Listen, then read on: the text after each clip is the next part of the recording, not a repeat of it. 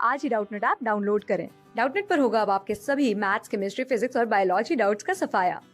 बस अपने क्वेश्चन की फोटो खींचो, उसे क्रॉप करो और तुरंत वीडियो सोल्यूशन पाओ। Download now.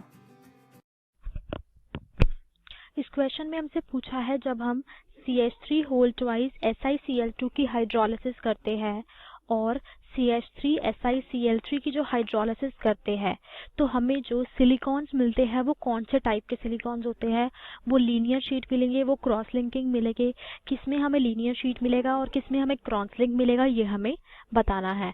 तो ये देखने के लिए हम सबसे पहले रिएक्शन लिखते हैं इनकी हाइड्रोलिसिस की। ओके, तो सबसे पहले हम लोग क्या करते हैं, इनकी हाइड्रोलिसिस की रिएक्शन लिखते हैं। तो सबसे पहले हम लोग रिएक्शन लिखते हैं इनकी हाइड्रोलिसिस की, वो है सबसे पहले हम लिखते हैं reaction CH3 whole twice SiCl2 की हाइड्रोलिसिस की, राइट।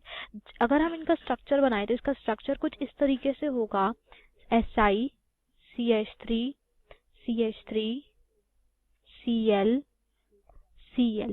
जब हम इसकी हाइड्रोलिसिस करेंगे तो क्या होगा, ये जो दो Cl ग्रुप है ये रिप्लेस हो जाएंगे किससे, OH ग्रुप से, Si CH3 CH3 OH OH, right. अब ये जो हमारा सिलेनोल होता है इसको हम क्या बोलते हैं, डाई अल्काइल सिलेनोल, डाई अल्काइल सिलेनोल बोलते हैं इसको हम। ये क्या होता है, बहुत ही ज्यादा अनस्टेबल होता है, बहुत ही ज्यादा अनस्टेबल होता है। तो ये सिलेनोल क्या करता है, फर्दर रिएक्शन करता है, फर्दर क्या कर लेता है, ये डाइमराइज कर लेता है। ये क्या कर लेता है, डाइमराइज कर लेता है। ओके, अब डाइमराइज करने पर हम देखते हैं कि क्या बनेगा। ठीक है, ये हमारा पहले हम बनाते हैं एक सिलेनोल मॉलिक्यूल, डाई अल्काइल सिलेनोल मॉलिक्यूल। ये है हमारा क्या, एक डाई अल्काइल सिलेनोल मॉलिक्यूल। सिमिलरली हम क्या करते हैं, सेकेंड डाई अल्काइल सिलेनोल मॉलिक्यूल बनाते हैं और उसके बाद हम इन दोनों की कंडेंसेशन कराते हैं। कंडेंसेशन में क्या होगा, क्योंकि यहाँ पे दो OH ग्रुप है तो जब ये दोनों ज्वाइन होंगे एक वाटर मॉलिक्यूल का लॉस होगा और ये दो यूनिट्स ज्वाइन हो जाएगी किससे, ऑक्सीजन के थ्रू। तो जो हमारा डाइमर बनेगा वो क्या बनेगा, OH Si CH3 CH3 O Si CH3 CH3 OH, right. ये हमारा बना डाइमर। अब फर्दर क्या होती है, इसकी पॉलीमराइजेशन होती है, पॉलीमराइजेशन पॉलीमराइजेशन होती है। और पॉलीमराइजेशन होने पे क्या होता है, ये जो OH ग्रुप है यहाँ पे इस डाइमर का, वो फर्दर एक नेक्स्ट यूनिट से कंडेंस करेगा और उससे ऑक्सी लिंकेज के थ्रू ज्वाइन हो जाएगा। और जो ये हमारा OH ग्रुप है ये फर्दर नेक्स्ट यूनिट से ज्वाइन करेगा ऑक्सी लिंकेज के थ्रू और कंडेंस जो हो जाएगा। तो जो हमारा सिलिकेट बनेगा वो कुछ इस तरीके से बनेगा, वो कुछ इस तरीके से बनेगा, O Si CH3 CH3 O Si CH3 CH3 O Si CH3 CH3 और ये फर्दर आगे किसी दूसरे सिलिकॉन से ज्वाइन होगा। तो मतलब ये जो हमारा सिलिकॉन, इनको हम बोलते हैं क्या, सिलिकॉन्स बोलते हैं। और ये जो सिलिकॉन है वो किस तरह का सिलिकॉन है, वो एक लीनियर चेन सिलिकॉन है, वो एक लीनियर चेन सिलिकॉन है। मतलब जो हमारा सिलिकॉन बन रहा है किससे, CH3 होल ट्वाइस SiCl2 से, वो कैसा सिलिकॉन है, वो एक लीनियर चेन सिलिकॉन है। ठीक है, अब अगर हम नेक्स्ट पार्ट की बात करते हैं तो नेक्स्ट पार्ट है CH3 SiCl3। इसकी हाइड्रोलिसिस से हमें किस तरह का सिलिकॉन मिलेगा। ठीक है, तो जो नेक्स्ट पार्ट है हमारा वो है CH3 SiCl3। ठीक है, अब इसमें क्या प्रेजेंट है, तीन हमारे क्लोरीन ग्रुप्स प्रेजेंट है।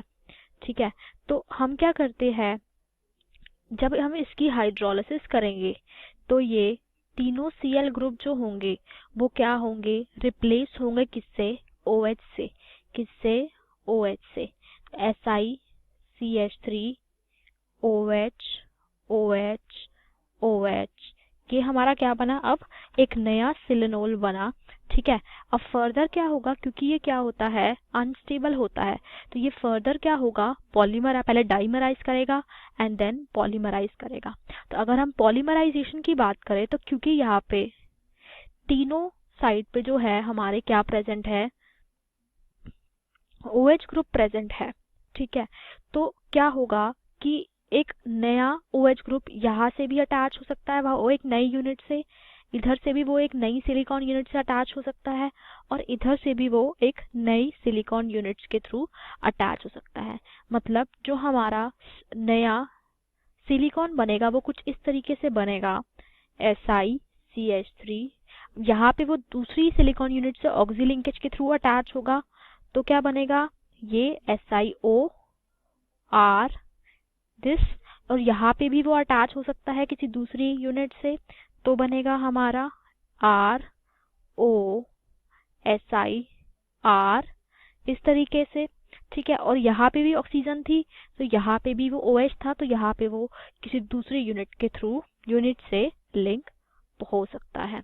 ओके, तो जो हमारा नेक्स्ट जो हमारा पॉलीमेरिक स्ट्रक्चर है वो हमें किस तरह का दिख रहा है, हमारा जो पॉलीमेरिक स्ट्रक्चर है वो हमें दिख रहा है कुछ साइक्लिक तरह का, सॉरी कुछ क्रॉस लिंक तरह का हमें दिख रहा है। क्योंकि क्रॉस लिंक क्योंकि इसमें क्या है, along with the linear chains होने के साथ साथ क्या है, ब्रांचिंग भी है।